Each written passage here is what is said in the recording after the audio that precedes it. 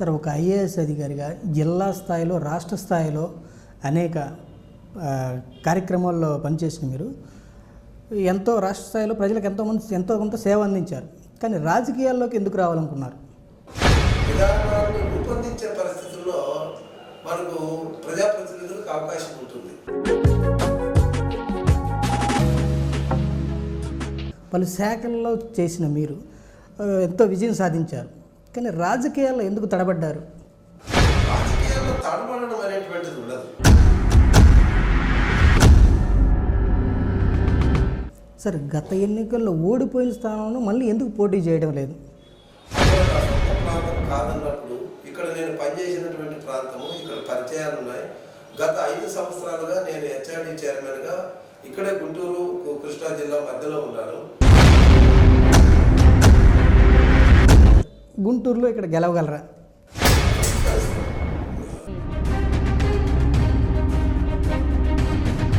చాలా స్లోగా నడిపిస్తున్నారు అనేది ఒకటి రిపోర్ట్ ఉంది సార్. ఇక్కడ స్లోగా అనేటువంటి పాయింట్ అది కరెక్ట్ కాదు సార్. అన్ని సంక్షేమ పథకాలు అందుకుంటున్న ప్రజలు టీడీపీకి ఏం చూసి ఓటు వేయాలని అనుకుంటున్నారు? ఏం సంక్షేమ కార్యక్రమాలు ఉన్నాయి?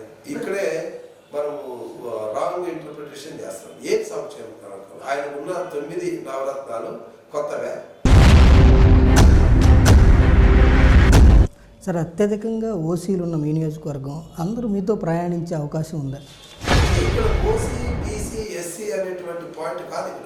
ఇక్కడ పార్టీ ఏ పార్టీ ఏ ప్రభుత్వం ప్రజలకు మంచి చేసింది అన్నటువంటిదే చూస్తారు.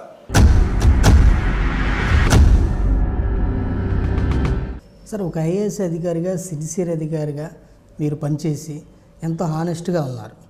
రాజకీయాల్లో మీ వైఖరి ప్రజలకు నచ్చుతుందా? It is a dynamic in nature. Sir, ఒక ఐఏఎస్ అధికారిగా హిట్ అయిన మీరు రాజకీయాల్లో హిట్ అయ్యే అవకాశం ఉందా, ఫ్లాప్ అయ్యే అవకాశం ఉందా? ఫ్లాప్ అనేది నా లైఫ్లో లేదు. ఇంతవరకు ఫ్లాప్ అనేది నా లైఫ్లో లేదు. రాజకీయంలో కూడా డెఫినెట్గా హిట్ అవుతాం.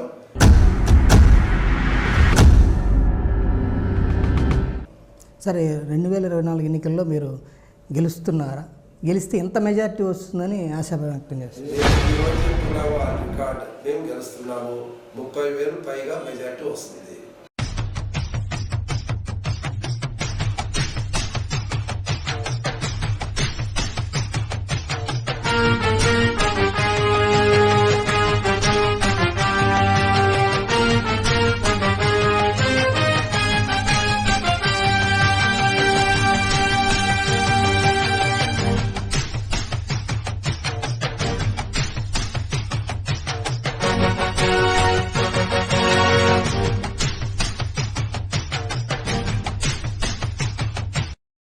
ఈరోజు మనం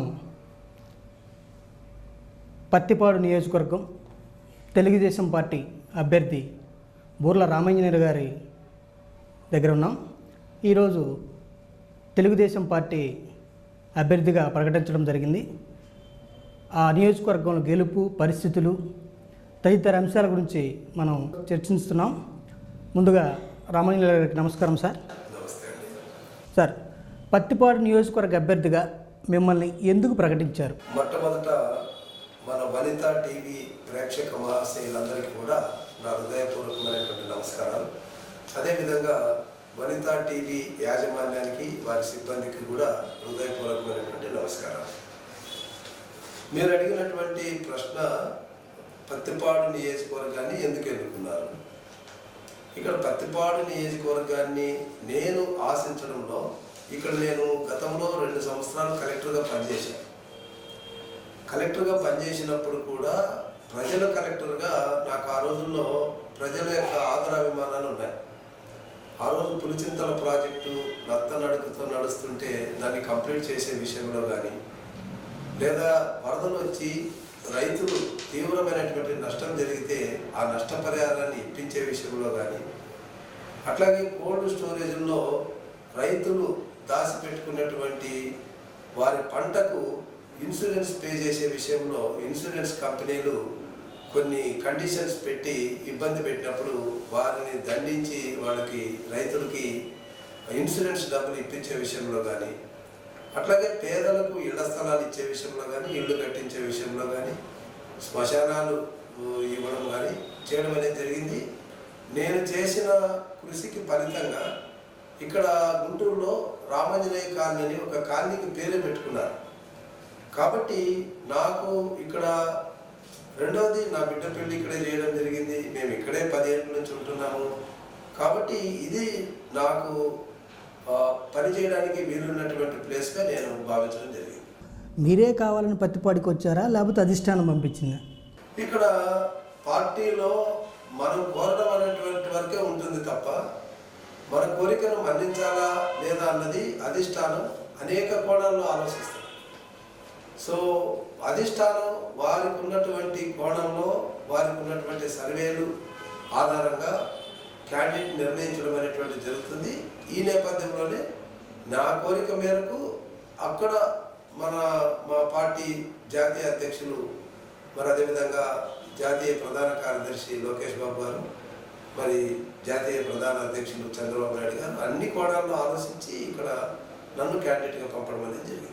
సార్, ఒక ఐఏఎస్ అధికారిగా జిల్లా స్థాయిలో, రాష్ట్ర స్థాయిలో అనేక కార్యక్రమాల్లో పనిచేసిన మీరు రాష్ట్ర స్థాయిలో ప్రజలకు ఎంతో కొంత సేవ అందించారు. కానీ రాజకీయాల్లోకి ఎందుకు రావాలనుకున్నారు?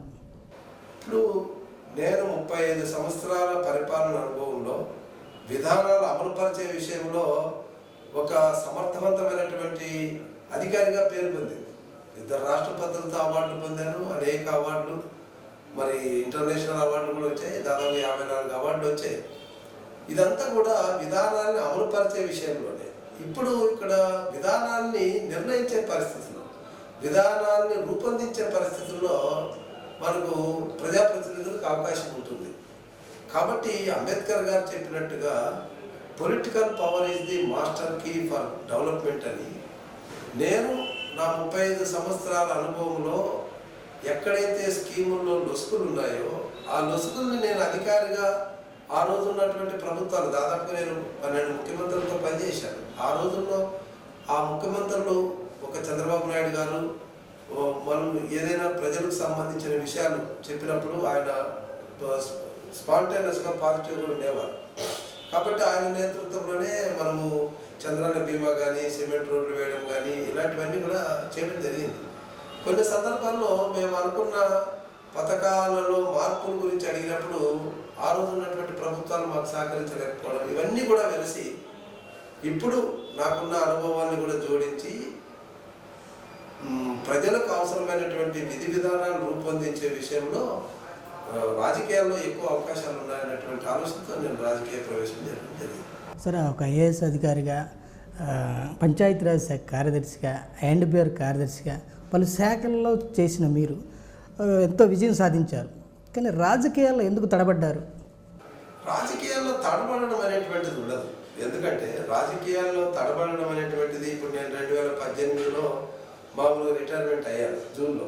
కానీ మళ్ళా చంద్రబాబు నాయుడు గారు నా సర్వీస్ని గుర్తించి ఇంకొక 1 ఇయర్ ఎక్స్టెన్షన్ ఇచ్చారు. ఎక్స్టెన్షన్ ఇచ్చిన తర్వాత కర్నూలు జిల్లాలో కోడుమూరు నియోజకవర్గానికి నన్ను ఎలక్షన్స్ 9 రోజులు ఉన్నదనంగా అక్కడికి పంపించడం జరిగింది. సో అది నా సొంత నియోజకవర్గం కాదు, నాకు అక్కడ పరిచయాలు లేవు. నా సొంత నియోజకవర్గం ఆలూరు అయితే కూడా అధిష్టానం నిర్ణయించింది కాబట్టి అక్కడికి వెళ్ళాం. అక్కడ ఎంపీ అభ్యర్థి కంటే నాకు 4000 ఓట్లు అధికంగా వచ్చాయి. కాబట్టి అక్కడ తడబడడం అనేటువంటిది ఏం లేదు. ఒక్క కర్నూలు జిల్లాలో ఒక్క సీటు కూడా తెలుగుదేశం గెలవలేదు. కాబట్టి తడబడడం అనేటువంటిది ఏం లేదు. ఆ ఉన్న టైంని సమర్థవంతంగా వినియోగించుకొని ఎలక్షన్ చేశారు. కాబట్టి అక్కడ ఎంపీ అభ్యర్థి కన్నా మాకు 4000 అదనంగా రావడం అనేటువంటిది మీరు గమనించాలి. సరే, గత ఎన్నికల్లో ఓడిపోయిన స్థానంలో మళ్ళీ ఎందుకు పోటీ చేయడం లేదు? ఇప్పుడు నేను ఆ రోజుల్లో వెళ్ళాను. ఓడిపోయినటువంటి స్థానంలో మళ్ళీ పోటీ చేయడం అనేది అక్కడ నా సొంత ప్రాంతం కాదన్నప్పుడు ఇక్కడ నేను పనిచేసినటువంటి ప్రాంతము, ఇక్కడ పరిచయాలు ఉన్నాయి. గత 5 సంవత్సరాలుగా నేను హెచ్ఆర్డీ చైర్మన్గా ఇక్కడే గుంటూరు కృష్ణా జిల్లా మధ్యలో ఉన్నాను. కాబట్టి ప్రతినిత్యం కూడా గుంటూరు ప్రజలతో సంబంధాలు ఉన్నాయి. నేను కలెక్టర్గా పనిచేసినప్పుడు ప్రతి గ్రామంలో ప్రతి రైతు చాలామందిని పేరు పెట్టి పిలవగలిగేటటువంటి సన్నిహితం ఉంది. కాబట్టి ఈ నియోజకవర్గం అయితేనే నాకు బాగుంటుందని నేను ఆలోచించాను. సార్ కర్నూలు నుండి గుంటూరుకు వచ్చారు. గుంటూరులో ఇక్కడ గెలవగలరా? డెఫినెట్గా కలుస్తాను. గెలవగలరా అన్నటువంటి ఆలోచన అవసరం లేదు. తప్పకుండా భారీ మెజార్టీతో కలుస్తాను. నియోజకవర్గంలో ఎలాంటి పరిస్థితులు ఉన్నాయి? నియోజకవర్గంలో మా పత్తిపాడు నియోజకవర్గం అంతా కూడా రైతాంగం, రైతులు, రైతు కూలీలు, ముఖ్యంగా ఆ కుటుంబాలకు సంబంధించినటువంటి సమస్యలు, వీటికి సంబంధించినటువంటి విషయంలో వాళ్ళకి అనాదిగా 2 సమస్యలు ఉన్నాయి. ఒకటి గుంటూరు ఛానల్ పొడిగించాలి, రెండవది నల్లవాడ వాగు డ్రైనేజ్ వల్ల పంట ముంపుకు గురవుతుంది కాబట్టి దాని నుంచి రక్షించాలి. సో ఈ రెండింటి మీద రైతులకు ఉన్నటువంటి సమస్యలు ఉన్నాయి. వాటిని నాకు కలెక్టర్గా ఉన్నప్పుడే దానికి సంబంధించిన పూర్తి ఆలోచన ఉంది. ఆ ఆలోచనలో భాగంగానే వైకుంఠపురం బ్యారేజ్ అనేటువంటి దానికి ఆ రోజుల్లోనే రూపకల్పన చేశాం. ఈరోజు అది కంప్లీట్ చేశాం కూడా వచ్చిన తర్వాత వచ్చిన ప్రభుత్వం. సో ఇక్కడ ఏంటంటే వరదను అక్కడ అరికట్టి మనము ఆ వరద నీటిని రెగ్యులేటెడ్ చేసుకోగలిగితే పంటలు మునిగిపోకుండా ఉంటాయన్నటువంటి దాంట్లో అది ఒక భాగం. సో నెక్స్ట్ డెఫినెట్గా మా రైతాంగానికి, రైతు కూలీలకు సంబంధించిన కార్యక్రమాలు చేపట్టే విషయంలో మేము ముందుంటాం. సార్ మీ నియోజకవర్గంలో ఎక్కువగా ఎన్ఆర్ఐలు ఉన్నారు. వీళ్ళందరూ మీకు ఈసారి ఎన్నికల్లో సపోర్ట్ చేస్తారా? ఎన్ఆర్ఐలు అనేటప్పటికీ వాళ్ళ సపోర్ట్ అనేది ఖచ్చితంగా వాళ్ళకి నచ్చిన పార్టీకి ఉంటుంది. ఇక్కడ కూడా పత్తిపాడు నియోజకవర్గం నుంచి ఎన్ఆర్ఐలు అనేవాళ్ళు ఎక్కువగా ఉన్నారు. ప్రతి గ్రామంలో 10, 20, 30 కూడా ఉన్నారు. సో వాళ్ళలో కొంతమంది పాజిటివ్గా రెస్పాండ్ చేస్తున్నారు. మేము ఆ గ్రామానికి ఏదైనా మేలు చేయాలి, గ్రామంలో మాకు తెలిసినటువంటి వాళ్ళకి మేము చెప్తామంటున్నారు. మరి కొంతమంది పార్టీ బేస్డ్గా అపోర్ట్ చేస్తున్నారు. కాబట్టి ఇక్కడ ఓటర్ రేట్లలో ఎన్ఆర్ఐలు కూడా అలాగే ఒకే పార్టీకి ఉంటారని నేను అనడం లేదు. సో వాళ్ళకి నచ్చిన పార్టీకి వాళ్ళు సపోర్ట్ చేయడం అనేది జరుగుతుంది. సార్ గుంటూరు రూరల్ మండలం వచ్చేసి జనసేన ఎక్కువగా ఓటింగ్ ఉన్న పరిస్థితి ఉంది. వారిని సమన్వయం చేసుకోవటంలో ఎలాంటి వ్యూహాలు ఉన్నాయి? ఇక్కడ మన వ్యూహాలు కన్నా జనసేన అధినేత పవన్ కళ్యాణ్ యొక్క వ్యూహం ప్రధానమైనటువంటిది. ఈరోజు జనసేన కార్యకర్త, జనసేన లీడర్ ఎవరైనా కానీ పవన్ కళ్యాణ్ మాట జవదాటి వెళ్ళడానికి వెళ్ళే పరిస్థితులు లేదు. ఎందుకంటే వాళ్ళు అంత కమిటెడ్గా ఉన్నారు. కాబట్టి పవన్ కళ్యాణ్ గారు తెలుగుదేశంతో కలిసి ఈ ఎలక్షన్లో పోటీ చేయాలనుకున్నప్పుడు జనసేన ఓటు బ్యాంకు తెలుగుదేశానికి వస్తుంది. అట్లాగే జనసేన పోటీ చేసే దగ్గర తెలుగుదేశం ఓటు బ్యాంకు జనసేనకి వెళ్తుంది. ఇందులో ట్రాన్స్ఫరింగ్ ఆఫ్ ఓట్ అనేది డెఫినెట్లీ సర్టనిటీ ఉంటుంది. సార్ కొద్ది ఈ టిక్కెట్ల విషయంలో గందరగోళంగా తక్కువ సీట్లు వీటి అన్నిటి మీద కొంత జన సైనికులు కొంత అసహనంతో ఉన్నారని చెప్పేసి మనకి సమాచారాలు ఉన్నాయి. ఇక్కడ జన సైనికులు అసహనం అనేటువంటి దానికన్నా వాళ్ళ అధినేత పవన్ కళ్యాణ్ గారి యొక్క నిర్ణయం, ఆయన ఏ టైంలో ఏ నిర్ణయం చేయాలనేది ఆయనకు బాగా తెలుసు. మనం గ్రౌండ్ లెవెల్లో ఉన్నటువంటి వాళ్ళు జనరల్గా పార్టీ అధినేత ఏది నిర్ణయిస్తే దాన్ని అమలుపరచడంలోనే ఉండాలి తప్ప పార్టీ అధినేత నిర్ణయాన్ని మనము ఏ రకంగా కూడా చర్చించుకోవడానికి వీలైనటువంటి అంశం. సార్ ఇప్పుడు ప్రకటనకైతే మొన్న ప్రకటించారు కానీ మీ అభ్యర్థిత్వాన్ని, ఇంతకుముందు నుంచే మీరు నియోజకవర్గంలో పర్యటించు పలు కార్యక్రమాల్లో పాల్గొన్నారు. కానీ ఈ కార్యక్రమాలు పాల్గొంటే ఇది ఒక చాలా స్లోగా నడిపిస్తున్నారు అనేది ఒకటి రిపోర్ట్ ఉంది సార్. ఇక్కడ స్లోగా అనేటువంటి పాయింట్ అది కరెక్ట్ కాదు. ఎందుకంటే నేను ఇక్కడికి వచ్చింది సెప్టెంబర్లో వచ్చినప్పుడు బాబు గారు అక్రమ కేసులో అరెస్ట్ కావడం, దానికి సంబంధించి 52 రోజులు ప్రతి గ్రామంలో ప్రతి చోట ఆయన అక్రమ అరెస్టుకి నిరసన కార్యక్రమాలు చేయడం అనేటువంటిది పత్తిపాడు బాగా చేసింది అన్నది వార్తల్లో ఉన్నటువంటి రిపోర్ట్. ఆ తర్వాత కూడా రోజు కూడా గ్రామాల పర్యటన చేస్తున్నాము. రాత్రి 11, 12 వంటి గంట కూడా అవుతుంది. ఇప్పటికీ మేము 90% విలేజెస్ కవర్ చేశాం. ఇక ఓన్లీ నాకు మార్చి 8th, 10th కల్లా కంప్లీట్గా మిగిలిన గ్రామాలు కూడా అయిపోతాయి. సార్ పత్తిపాడు నియోజకవర్గంగానే మీకు కనపడే అంశాలు ఏంటి? పత్తిపాడు నియోజకవర్గం అనగానే నాకు కనబడేది రైతాంగం యొక్క ఇష్యూస్, చదువుకున్నటువంటి పిల్లల యొక్క మీది.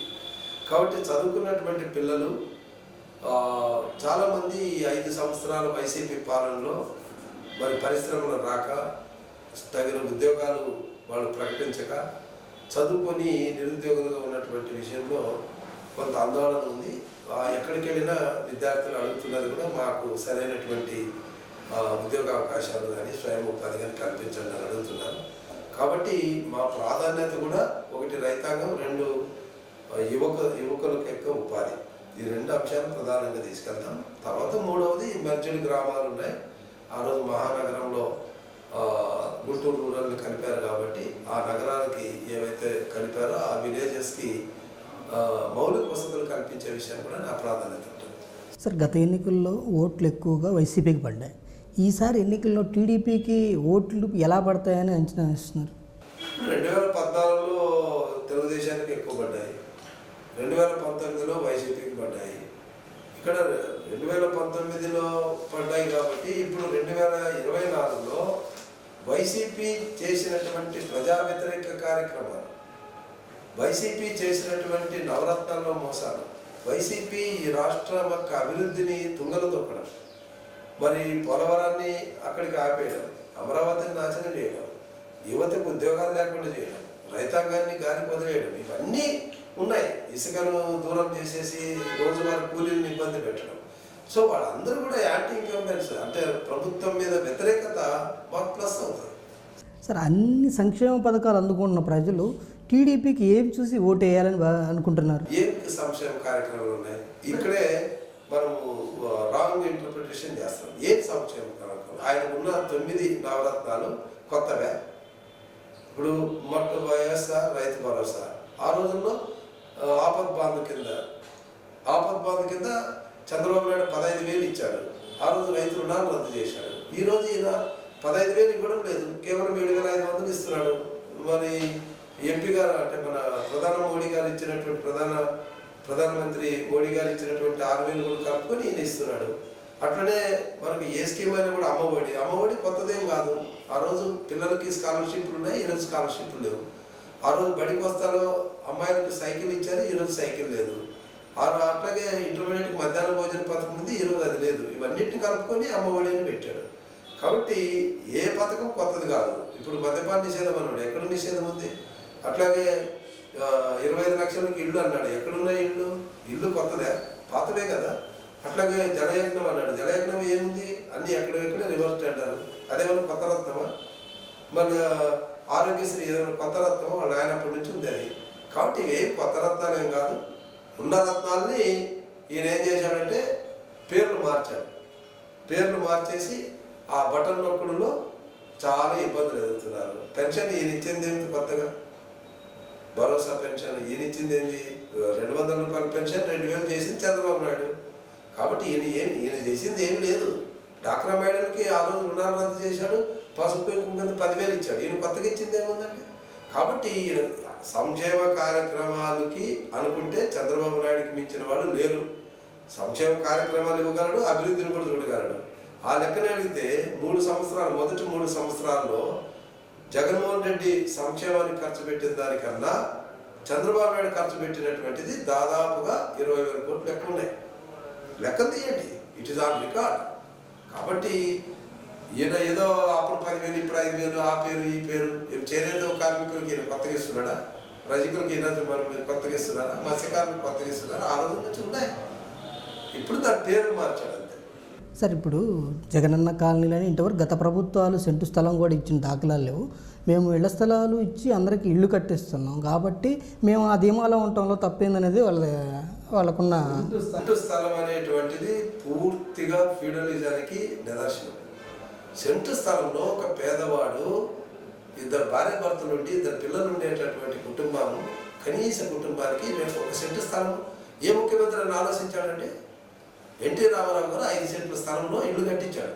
చంద్రబాబు నాయుడు 2.5 సెంట్ల వరకు ఇల్లు కట్టించాడు. టిడ్కో ఇల్లు కట్టించాడు. టిడ్కో ఇల్లులో 3 అంతస్తుల భవనాలు నిర్మించారు. అందులో హౌసింగ్ నిర్మిస్తే 50,000 రూపాయలు ఎస్సీ ఎస్టీలకు అదనంగా ఇచ్చారు చంద్రబాబు నాయుడు గారు. ఈయనేం ఇస్తున్నాడు చెప్పండి? 1 సెంట్ అంటే ఆ సెంట్ ఎక్కడుంది?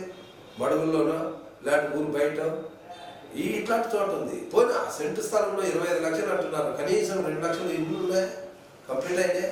ఎక్కడైనా ఇల్లు అనేది ఈ ఈ ప్రభుత్వం చేసినటువంటి కొత్తదేం కాదు. ఇంకా నాకు తెలిసి నాకున్న 35 సంవత్సరాల అనుభవంలో చెప్తున్నా, ఏ ముఖ్యమంత్రి కూడా సెంట్ అనేటువంటి భావనని తీసుకురాలే. ఒక జగన్మోహన్ రెడ్డి మాత్రమే సెంట్ అనేటువంటి భావన, అది ఒక పెత్తందారి విధానానికి నిదర్శనంగా కనబడతాయి.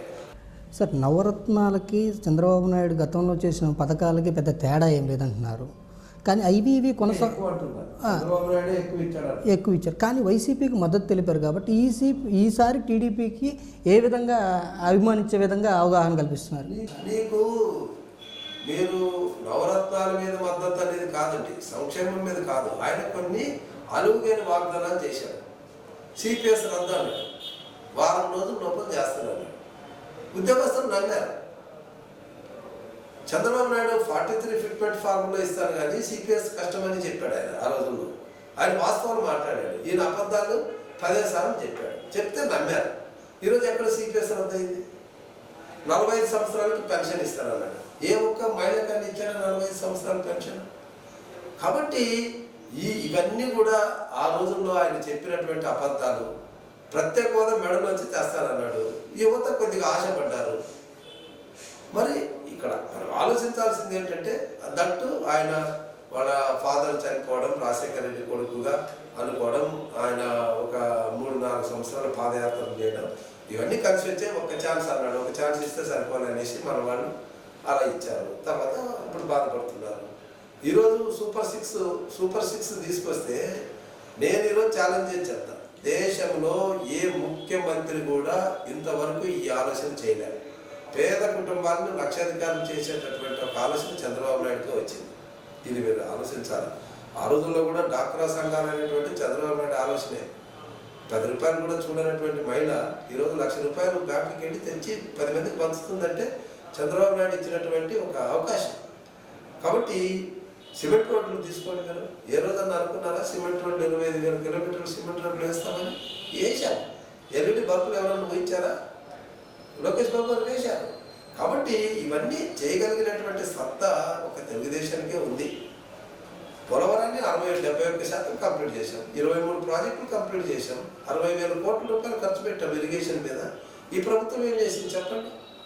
కాబట్టి ప్రజలు ఆ రోజుల్లో ఒక్క ఛాన్స్ అని నమ్మిన ప్రజలే ఈరోజు ఇక చాలు జగన్, బై బై జగన్ అంటున్నారు. సార్, మీరు నియోజకవర్గంలో గెలిస్తే ప్రజలు ఎలాంటి అభివృద్ధిని చూస్తారు?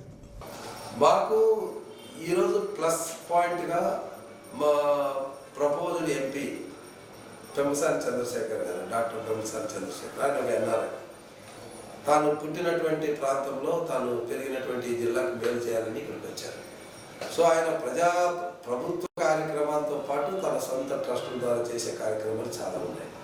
సో నేను అడ్మినిస్ట్రేటర్గా ఎవరికి ఏ రకమైనటువంటి ప్రయోజనం ఇస్తే శాశ్వతమైన ప్రయోజనం ఉంటుంది అన్నటువంటి ఒక ఆలోచనగా ఉన్నటువంటి వ్యక్తిగా నేను ఉన్నాను. సో మా ఇద్దరి కలయికతో నియోజకవర్గం అనేది ఒక మోడల్గా తీసుకెళ్ళగలము. తట్టు మాకు ఎన్ఆర్ఐలు కూడా దాదాపుగా ఒక 1000 మంది ఎన్ఆర్ఐలు పాజిటివ్గా ముందుకు వచ్చారు మాతో చేయి కలిపి పనిచేయడానికి. సో P4 ఫార్ములా ఏదైతే చంద్రబాబు నాయుడు గారు P4 ఫార్ములా పెట్టారో, అంటే ప్రభుత్వము, పబ్లిక్, ప్రజలు పార్ట్నర్షిప్ అని, ఆ కార్యక్రమాన్ని మేము మా నియోజకవర్గంలో ఒక మోడల్గా తీసుకెళ్ళగలము అన్నటువంటి ఒక నమ్మకం అయితే మాకు ఉంది. సార్, మీ గెలుపు కోసం ప్రజలను ఎలా చైతన్యవంతం చేసేందుకు సిద్ధమవుతున్నారు? ప్రజలు ఆల్రెడీ సిద్ధపడిపోయారు.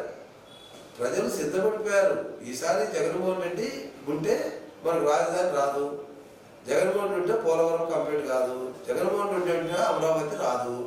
కాబట్టి ఈ జగన్మోహన్ రెడ్డి ఉంటే యువతకు ఉద్యోగాలు రావు, జగన్మోహన్ రెడ్డి ఉంటే రైతులు గాలి వదిలేస్తాడు, జగన్మోహన్ రెడ్డి ఉంటే మహిళలను ఇబ్బంది పెడతాడు, జగన్మోహన్ రెడ్డి ఉంటే ఇసుక రాదు.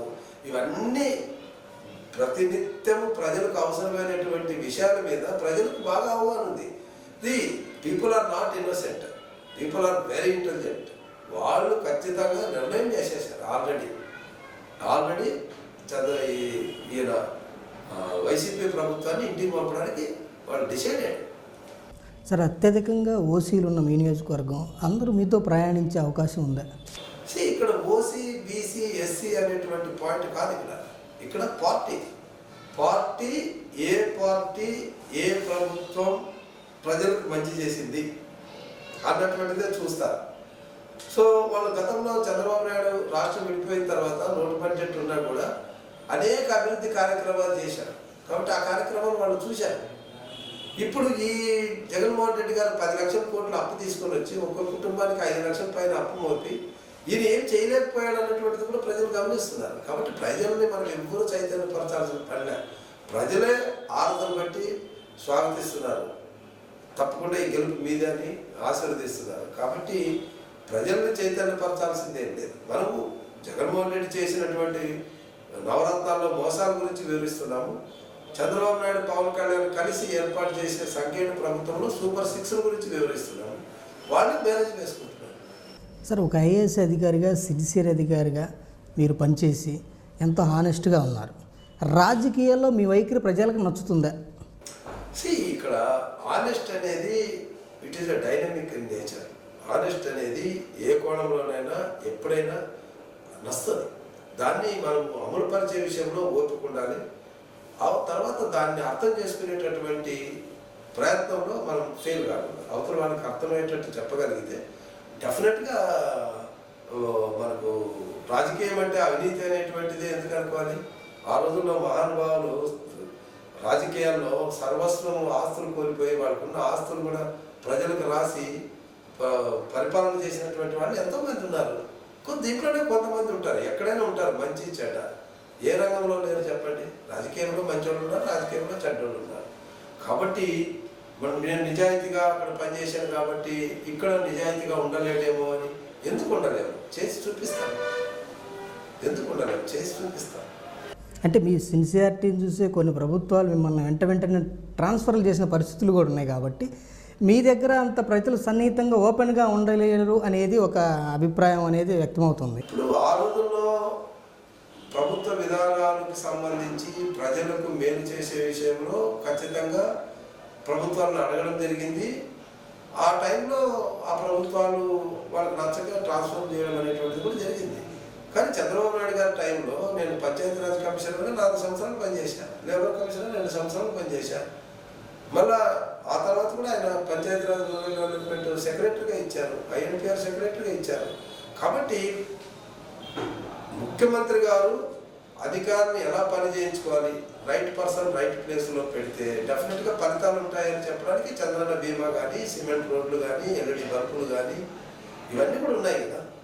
సార్, ఒక ఐఏఎస్గా చేసిన సేవల కంటే ఒక ఎమ్మెల్యేగా చేసే సేవలు ఏముంటాయి? ఇక్కడ సేవలు అనేది ఒక విధానం.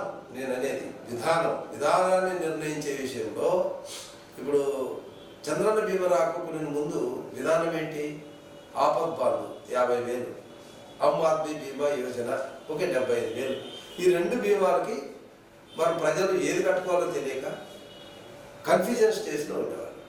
సో చంద్రబాబు నాయుడు గారి ఆలోచన ఏంటి? ఇవి 2 కలిపి కొద్ది పెద్ద మొత్తంలో ఇస్తే ఎలా అనేటువంటి ఆలోచన ఆయన ఇస్తే దాన్ని మేము రూపకల్పన చేసి ఆయనకు సబ్మిట్ చేశాము. అప్పుడు అచ్చెన్నాయుడు గారు మంత్రి గారు 1-2 సార్లు కూర్చున్న తర్వాత ఆ విజన్ అర్థమైపోయింది. సార్ ఒప్పుకున్నారు, చంద్రబాబు నాయుడు మంత్రి గారు ఓకే అన్నారు. ఆ విధానం అమల్లోకి వచ్చింది. అక్కడ విధానం అమల్లోకి రావడానికి నేను ఒక లేబర్ కమిషనర్గా దాదాపు 1.5 నెలలు ఫైల్తో తిరగాల్సి వస్తుంది. కానీ ఇప్పుడు ఇలా కాదు. ఇక్కడ ఒక ఎమ్మెల్యేగా విధాన సభలో మనం ఏదైతే అనుకుంటామో ఆ ప్రణాళికల గురించి మనం ఖచ్చితంగా మాట్లాడవచ్చు. దాన్ని అధికారులు వెంబడబడి దాన్ని రూపొందించవచ్చు. మాకున్న పరిపాలన అనుభవాన్ని జోడిస్తే అధికారులు ఇష్టం వచ్చినట్లు ఫైల్ నడపలేరు కదా, ఖచ్చితంగా తెలిసిపోతుంది మాకు. సో ప్రజలకు సంబంధించినటువంటి కార్యక్రమాన్ని స్పీడ్గా తొందరగా వాళ్ళకి చేరేటట్టు చేయడంలో ఎమ్మెల్యే పాత్ర ఉంటుంది. సార్, ఒక ఐఏఎస్ అధికారిగా హిట్ అయిన మీరు రాజకీయాల్లో హిట్ అయ్యే అవకాశం ఉందా, ఫ్లాప్ అయ్యే అవకాశం ఉందా? ఫ్లాప్ అనేది నా లైఫ్లో లేదు. ఇంతవరకు ఫ్లాప్ అనేది నా లైఫ్లో లేదు. రాజకీయంలో కూడా డెఫినెట్గా హిట్ అవుతాం. రాజకీయం అంటే ఇక్కడ మనకేంటంటే ఎమ్మెల్యేలు అంటే మట్టి దవ్వుకునే ఎమ్మెల్యేలు, ఇసుక దోసుకునే ఎమ్మెల్యేలు, ట్రాన్స్ఫార్మర్కి వెళ్తే డబ్బులు వసూలు చేసే ఎమ్మెల్యేలు మీరు చూసి ఉంటారు. కాబట్టి ఎమ్మెల్యేలు అంటే ఇట్లా ఉంటుందని. ఎమ్మెల్యే అనేది అట్లది కాదు. ఎమ్మెల్యే అనేది ఆ నియోజకవర్గానికి ఒక తండ్రి లాంటి వాడు, ఒక కుటుంబ పెద్ద. వాళ్ళకి ఏ రకంగా ఇప్పుడు మనం ఎమ్మెల్యే అంటే ఫర్ ఎగ్జాంపుల్ ఎవరో చనిపోతే 5,000 రూపాయలు ఇవ్వడం కాదు. ప్రభుత్వం ద్వారా మట్టి ఖర్చులకు 10,000 ఇప్పించామనుకోండి, అది విధానం. అంతే తప్ప మనము ఇప్పుడు విదేశీ విద్య వచ్చింది, విదేశీ విద్యకు ఒక ఎమ్మెల్యేగా ఆయన సంపాదించిన డబ్బులో, వ్యాపారం చేసిన డబ్బులో ఒక పిల్లల్ని ఫారిన్కి పంపొచ్చు, అది గొప్పగా చెప్పుకోవచ్చు. కానీ ఆయన అదే దాన్ని విదేశీ విద్య విధానాన్ని తీసుకొని వచ్చినప్పుడు కొన్ని వేల మంది విదేశాలకు వెళ్ళారు, 15 లక్షలు ప్రభుత్వం భరించింది. కాబట్టి ఇలాంటి విషయాల్లో ఎమ్మెల్యేకు ఉన్న అధికారాలు వేరు. టీడీపీకి కంచుకోట పత్తిపాడు నియోజకవర్గం, కానీ గత ఎన్నికల్లో వైసీపీ గెలిచింది. ఇప్పుడు మీరు గెలిపించడానికి ఎలాంటి కృషి చేస్తున్నారు, ఎలాంటి ప్రణాళికలు ప్రజలకి ముందుంచుతున్నారు? ఒకటి వైసీపీ కంచుకోట, తెలుగుదేశానికి కంచుకోట అనేటువంటిది పాయింట్ కాదు. ఇక్కడ ప్రజలు వాళ్ళకి నీడ్ బేస్డ్ ఏ ప్రభుత్వం వాళ్ళకి మేలు చేస్తుందన్న దాంట్లో వాళ్ళు చాలా తెలియవద్దు. వాళ్ళు ఖచ్చితంగా తెలుగుదేశాన్ని గెలిపించాలనుకుంటే గెలిపిస్తారు, వైసీపీని గెలిపించాలనుకుంటే వైసీపీని గెలిపిస్తారు. ఆ రోజుల్లో 2014 చంద్రబాబు నాయుడు ఎన్నిక తర్వాత అక్కడ పనిచేసినటువంటి రాహుల్ కిషోర్ గారు అనేక అభివృద్ధి కార్యక్రమాల్లో ఆయన వంతు ఆయన కృషి చేసిన, కానీ చంద్రబాబు నాయుడు గారి యొక్క డబ్బులతోనే ఆయన చేశాడనేటువంటి ఆలోచన చేసిన తర్వాత, ఆ తర్వాత వైసీపీ ప్రభుత్వంలో నాకు ఒక ఛాన్స్ అడిగిన తర్వాత వాళ్ళు ఇంతకన్నా ఏమైనా ఎక్కువ చేస్తారేమో అనేటువంటి ఒక భ్రమలోకి వెళ్ళిపోయారు. కాబట్టి వైసీపీ అనుకున్నారు. ఇప్పుడు మళ్ళీ అదే ప్రజలు తెలుగుదేశాన్ని అనుకుంటారు, అంతేగాని వైసీపీనే అనుకుంటారని ఎలా అనుకుంటారు? సరే, 2024 ఎన్నికల్లో మీరు గెలుస్తున్నారా? గెలిస్తే ఎంత మెజారిటీ వస్తుందని ఆశ వ్యక్తం చేస్తుంది? మేము ఈరోజు చెప్తున్నాము ఆన్ రికార్డ్, మేము గెలుస్తున్నాము, 30,000 పైగా మెజారిటీ వస్తుంది. It will be record. Sir, నియోజకవర్గ ప్రజలకు మీరిచ్చే సందేశం ఏంటి? నియోజకవర్గ ప్రజలకి నేను ఇచ్చే సందేశం ఏంటంటే, ప్రజలు విఘ్నులే, కానీ ఈసారి వాళ్ళ అభ్యర్థిగా ఉన్నటువంటి వ్యక్తి ఆల్ ఇండియా సర్వీస్లో ప్రతి పుట్టుక నుంచి చనిపోయే వరకు ఒక మనిషికి కావాల్సినటువంటి అనేక అభివృద్ధి కార్యక్రమాలతో ముడిపడి ఉన్నటువంటి ఆల్ ఇండియా అడ్మినిస్ట్రేటివ్ సర్వీస్ నుంచి వచ్చారు.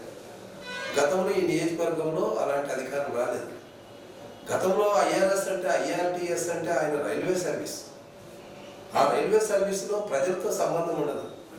ప్రయాణికులు ఒక చోటు నుంచి మరొక చోటుకి పోతే టికెట్ ఉందా లేదా, టికెట్ ఉంటే ప్రయాణం అలౌ చేస్తారు, టికెట్ లేకపోతే ఫైన్ వేస్తారు. ఆ సర్వీస్ అది. ఆల్ ఇండియా అడ్మినిస్ట్రేటివ్ సర్వీస్ ఒక ఐఏఎస్ ఆఫీసర్ అంటే పుట్టుకతో నుంచి చనిపోయేంత వరకు ఈ వ్యవస్థలో ఉన్నటువంటి అన్ని వర్గాల వాళ్ళని, రైతుల్ని, మహిళల్ని, ఈ యువతను, చిన్నపిల్లల్ని, అనేక 58 డిపార్ట్మెంట్లలో పనిచేసినటువంటి అనుభవం, 58 డిపార్ట్మెంట్లు ప్రజలకు ఏ రకంగా సేవలు అందిస్తున్నాయనేటువంటి దాంట్లో ఒక అనుభవం. అంతేకాకుండా సెంట్రల్ స్పాన్సర్డ్ స్కీమ్స్ 128 స్కీములు ఏ రకంగా ప్రభుత్వాలతో, రాష్ట్ర ప్రభుత్వాలతో అనుసంధానం చేయడానికి వాళ్ళు 60% ఇస్తే, రాష్ట్ర ప్రభుత్వాలు 40% ఇస్తే ఆ స్కీములు ఎన్ని ఉన్నాయన్నటువంటి దాంట్లో అనుభవం ఉన్నటువంటి వ్యక్తిగా పత్తిపాడు నియోజకవర్గ ప్రజలు ఒక్కసారి ఆలోచించి ఈసారి ఒక అడ్మినిస్ట్రేటివ్ ఆఫీసర్గా, ఆల్ ఇండియా సర్వీస్ అడ్మినిస్ట్రేటివ్ ఆఫీసర్గా ఆయనకున్న అనుభవాన్ని జోడించి రాజకీయంగా వచ్చేటటువంటి అధికారాలు కన్నా జోడిస్తే నియోజకవర్గం బాగుపడుతుంది అన్న ఆలోచనతో వాళ్ళు తప్పకుండా మాకు ఓటేస్తారు. వాళ్ళ ఓటుతోనే భారీ మెజార్టీతో మేము గెలుస్తాం.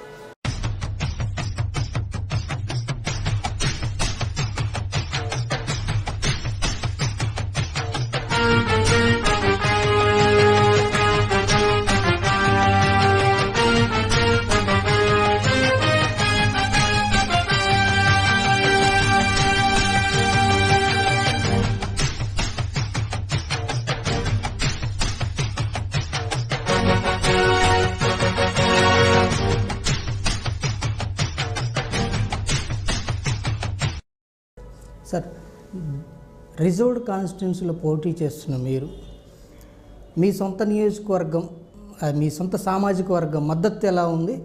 ఒకవేళ అటు ఇటుగా ఉంటే వాళ్ళని ఎలా సముదాయించే, వాళ్ళని అవగాహన కల్పించే ప్రక్రియ ఉంది?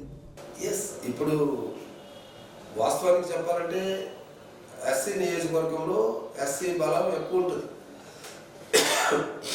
వాళ్ళు కూడా వాళ్ళ ఓటు అనేది కూడా డిసైడింగ్ ఫ్యాక్టర్. సరే, వాళ్ళకి ఇప్పుడు మేము అవేర్నెస్ ఇస్తున్నాం. మనము రాజ్యాంగం ప్రకారం అంబేద్కర్ గారు ఇచ్చినటువంటి హక్కులు, ఆ హక్కులు ఆధారంగా చేసుకొని ప్రభుత్వాలు అనేక పథకాలను తీసుకొని వచ్చాయి. అందులో భాగంగానే చంద్రబాబు నాయుడు దిగిపోయడానికి 27 స్కీములు ఉన్నాయి. ఆ స్కీములు అన్నీ ఆయన రద్దు చేసేసాడు. ఆ రోజుల్లో రాజ్యాంగంలో రిజర్వేషన్స్ ప్రాధాన్యత ఉంది ఎస్సీలకి. ఈరోజు ఆ రిజర్వేషన్ లేదు, ప్రాధాన్యత లేదు. కాబట్టి తర్వాత ఆ రోజు ప్రత్యేకమైనటువంటి చట్టాలు ఉన్నాయి, ఈరోజు ఆ చట్టాలు లేవు. ఎస్సీ ఎస్టీ అట్రాసిటీస్ చట్టం అనేది ఎప్పుడు ఎస్సీల మీద ప్రయోగం జరగదు, ఈసారి జరిగింది. తర్వాత దళిత బిడ్డలని ఊసకోతకు వస్తున్నారు. కాబట్టి దళితుల్ని రాజ్యాంగంలో ఉన్నటువంటి హక్కు పరంగా వాళ్ళని పైకి తెచ్చే విషయంలో జగన్మోహన్ రెడ్డి పూర్తిగా విఫలమయ్యాడన్న విషయాన్ని మేము వాళ్ళకి వివరిస్తున్నాం. సో ఇప్పుడు వాళ్ళు కూడా చాలా చోట్ల ఇప్పుడు మీరు గమనించలేదు, మన రూరల్ మండలంలో ఎస్సీలు ప్రతి కాలనీ నుంచి, వాళ్ళ కాలనీ నుంచి కానీ మాది కాలనీ నుంచి కానీ ఆ పల్లెల నుంచి వచ్చినప్పుడు ఒక్కొక్కరు మేము 10 మందిని పిలిస్తే 30-40 మంది యువకులు ముందుకొచ్చి ఇప్పుడు వాళ్ళు వర్క్ చేస్తున్నారు. కాలనీలో మన తెలుగుదేశం విధానం ఎలా ఉంటుంది, సార్ వస్తే మనకి ఏ రకంగా ఉపయోగపడతాడు అన్న దాన్ని వాళ్ళు వర్క్ చేస్తున్నారు. కాబట్టి ఈసారి మా పల్లెల్లో కూడా మాకు అత్యధిక మెజార్టీ వస్తుంది. మాలలంతా ఎక్కువగా వైసీపీకి మద్దతుగా ఉన్నారని తెలిసింది సార్. ఈ నియోజకవర్గంలో అలాంటి పరిస్థితి ఉందా? ఇప్పుడు మాలలు వైసీపీకి ఉంటారు అనేటువంటిది ఒక హైపోథికేషన్. అంటే ఇక్కడ ఏంటంటే వాళ్ళు ఆ రోజుల నుంచి కూడా, తాతల కాలం నుంచి కూడా కాంగ్రెస్ పాలనలో ఉన్నటువంటి పెద్దలు వాళ్ళు అలాగే పిల్లలకు కూడా అలాగే వాళ్ళ తాత కాంగ్రెస్ జెండా మోసాడు, వాళ్ళ నాయన చేసిన మోసాడు, ఇప్పుడు ఆ పిల్లలు కూడా మోయాలనేటువంటి ఒక ఆలోచన. వైసీపీ కూడా కాంగ్రెస్ తోక పార్టీ కాబట్టి దాంట్లోనే ఉండాలి అనేటువంటి ఒకటి. ఇక్కడ రెండో విషయంకి వచ్చినప్పుడు అక్కడ గ్రామము అంతా కూడా తెలుగుదేశానికి సపోర్ట్గా ఉన్నప్పుడు ఇక్కడ వీళ్ళని వాళ్ళు మేము ఈ విధంగా ఇటు ఉంటే బాగుంటుంది అనేటువంటి ఒక భ్రమలోకి వెళ్ళి అలా మారారు తప్ప వాళ్ళు ఇప్పుడు తెలుసుకుంటున్నారు, ఎస్ మేము చేసిన దారి తప్పు. ఇప్పుడు చదువుకున్న పిల్లలు వచ్చేసారు వాళ్ళలో కూడా. సో వాళ్ళు కూడా మాకు అభివృద్ధి చేసే ఏ ప్రభుత్వాలు ఆ ప్రభుత్వాన్ని ఎన్నుకుంటారు. ఇందులో మాకు మతాన్ని చూసో లేదా మరొక దానికి ప్రభావితమయ్యో మేము కల్పించాల్సిన అవసరం లేదు. మా అభివృద్ధిని ఎవరైతే ఆకాంక్షిస్తారో వాళ్ళకి మేము ఓటేస్తామని వాళ్ళలో మార్పు ఉంది. సార్, నియోజకవర్గ స్థాయిలో పరిస్థితి ఎలా ఉంచితే రాష్ట్ర స్థాయిలో టీడీపీ ప్రభుత్వం వస్తే ఎస్సీ ఎస్టీలకు ఎలాంటి పథకాలు కానీ లేకపోతే సంక్షేమాలు అందే అవకాశాలు ఉన్నాయి? మనకు చరిత్ర చెప్తుంది కదా, 2014-18 మధ్యన చంద్రబాబు నాయుడు గారు రాష్ట్రం విడిపోయిన తర్వాత ఆయనకు బడ్జెట్ లేకపోయినా ఎస్సీ సప్లాన్ని 2013లో వచ్చింది. ఎస్సీ సప్లాన్ చట్టం ద్వారా ఇంప్లిమెంట్ చేసిన రాష్ట్రం పకడ్బందీగా తెలుగుదేశం ప్రభుత్వమే. సో ఆ సప్లాన్ నిధులు దాదాపు 48,000 కోట్ల రూపాయలు సప్లాన్ నిధులు ఇచ్చి ఈరోజు ఏ కాలనీలో వెళ్ళినా సిమెంట్ రోడ్లు ఉన్నాయి. గతంలో సిమెంట్ రోడ్లు లేవు ఎస్సీ కాలనీలో, గతంలో మంచినీళ్ళు లేవు, గతంలో డ్రైనేజ్ లేదు, గతంలో రోడ్లు లేవు. ఇవన్నీ కూడా మరి ఎలా వచ్చాయి? ఆ రోజుల్లో చంద్రబాబు నాయుడు గారు వాళ్ళ కోసం ప్రత్యేకంగా నిధులు ఏర్పాటు చేసి కార్పొరేషన్ 4,68,000 మందికి ఉపాధి ఇచ్చారు. ఇన్నోవా కార్లు ఇచ్చారు. ఎప్పుడైనా ఇచ్చారా ఇన్నోవా కారు 20 లక్షల రూపాయలు విలువ చేసి ఇన్నోవా కార్ని ఒక ఎస్సీ దళితులకు ఇచ్చారంటే అది గొప్పతనం. ట్రాక్టర్లు ఇచ్చాము, ఆటోలు ఇచ్చాము. అసలు తెలుగుదేశం ప్రభుత్వంలో చెత్త బండి లాగే కార్మికుల కోసం, గ్రీన్ అంబాసిడర్ల కోసం దాదాపు 7,000 పవర్ ఆటోలు కొనిస్తే తెలుగుదేశం ప్రభుత్వంలో వాటిని డిస్ట్రిబ్యూట్ చేయకుండా ఇప్పటికీ గోడౌన్లోనే ఉన్నాయి. ఇది వైసీపీ ఎస్సీల పట్ల ఉన్నటువంటి ప్రేమ. సార్, గతంలో ఇక్కడ ఎంపీగా గల్లా జయదేవ్ గారు కొనసాగారు. ఇప్పుడు ఆయన స్థానంలో పెమ్మసాని గారు వచ్చారు. ఆయనతో మీకు ఎట్లా సమన్వయం ఎలా ఉంది? మీ నియోజకవర్గానికి ఎలాంటి హామీలు కానీ అభివృద్ధి వైపు ఉన్నాయి? గల్లా జయదేవ్ గారితో నాకు రాజకీయంగా పెద్ద పరిచయం లేకపోయినా హెచ్ఆర్డీ చైర్మన్గా నేను తెలుగుదేశంలో ఉన్నప్పుడు ఆయన ఆ భావాలు, ఆయన యొక్క ప్రోగ్రెసివ్నెస్ నాకు చాలా నచ్చింది. ఏదైనా ఆనెస్ట్గా ఉంటాడు, ముక్కుసూటిగా ఉంటాడు, చెప్పాల్సింది ఖచ్చితంగా చెప్తాడు. సో ఆయన ఆలోచనలతో నాకు వచ్చింది. ఇప్పుడు వచ్చినటువంటి పెమ్మసాని చంద్రశేఖర్ కూడా ఆనెస్ట్, ఆయన స్వయం కృషితో ఈరోజు ప్రపంచ దేశాల దృష్టి ఆకర్షించినటువంటి ఒక విద్యావేత్త. సో అలాంటి ఆయన ఈరోజు పే బ్యాక్ టు సొసైటీ, నేను ఏ సొసైటీ నుంచి అయితే ఇక్కడికి వచ్చానో ఆ సొసైటీకి మేలు చేయాలనేటువంటి ఉద్దేశంతో వచ్చినటువంటి పెమ్మసాని గారు కూడా ప్రజాహితమై తొలి అడుగు వేశారు. తప్పకుండా ఆయన నుంచి కూడా మంచి ఫలితాన్ని మేము ఎక్స్పెక్ట్ చేస్తున్నాం. ఆయనతో కూడా మంచిగా సన్నిహితం ఉంది. కాబట్టి ఇద్దరి కలయికతో పత్తిపాడు నియోజకవర్గంలో చాలా అభివృద్ధి కార్యక్రమాలు చేయడానికి ఎక్కువ అవకాశం ఉంది. సార్, ప్రస్తుతం నియోజకవర్గంలో చాలా పరిస్థితులు కొంత ఎంత లేదన్నా కొంచెం బాగోలేదని వార్తలు వస్తున్నాయి. అవి ఏ అంశాలు అనేది మీ దృష్టికి వచ్చాయి? నాకు తెలిసి ఇప్పుడు నన్ను అభ్యర్థిగా ప్రకటించిన తర్వాత 20 సంవత్సరాల రాజకీయ చరిత్ర ఉన్నటువంటి సుచరిత గారు హోమ్ మినిస్టర్గా కూడా పనిచేసి ఈ నియోజకవర్గాన్ని వదిలి వెళ్ళిపోయింది. ఆ తర్వాత ఈ మరొక వ్యక్తి వచ్చారు, ఆయన కూడా మారుస్తామనేసి పుకార్లు ఉన్నాయి. అంటే దీన్ని బట్టి తెలుస్తుంది కదా తెలుగుదేశం అభ్యర్థి యొక్క బలం ఏంటి, తెలుగుదేశం ఓటర్స్ యొక్క స్ట్రెంత్ ఏంటి, తెలుగుదేశానికి పత్తిపాడుకున్నటువంటి పటిష్టం ఏంటి అనేది తెలిసిపోతుంది. ఇంకా కొత్తగా మనం వీక్ అనేటువంటిది ఎక్కడా లేదు. Sir, thank you sir. మీరు అభ్యర్థిగా తెలుగుదేశం పార్టీ తరఫున గెలిచి రాష్ట్ర స్థాయిలో ఒక మంచి మంత్రి పదవిలో ఆసీనులు కావాలని కోరుకుంటూ ధన్యవాదాలు సార్. ధన్యవాదాలు. Thank you.